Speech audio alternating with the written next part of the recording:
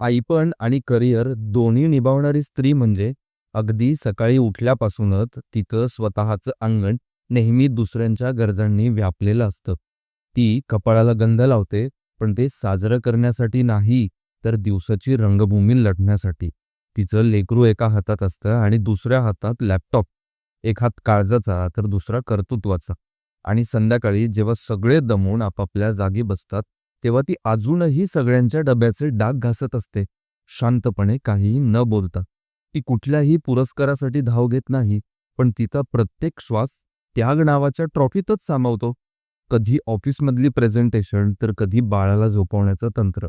ती दोन्हीही शिकते आणि दोन्हीही करते अगदी मनापासून. सगळ्यांसाठी ती आई असते, कर्मचारी असते, एक बाई असते, तर कोणासाठी बायको असते. पण स्वतःसाठी ती फार क्वचितच काहीतरी असते. ती फक्त मॅनेज करत नाही, ती झिजते, तगते आणि तरीही हसते. कारण तिचं अस्तित्वच बॅलन्स या शब्दाला अर्थ देतं. ती कोणताही लाडाचा हक्क आपल्याला सांगत नाही, कारण तिनेच आपल्याला शिकवलंय, प्रेम हे कर्तव्यातून दिसावं लागतं. ती वर्किंग वुमन जरी म्हणवते, तरी ती फक्त काम करत नाही, ती जग जपणारी स्त्री असते. अगदी घरातही आणि भविष्यातल्या स्वप्नांतही.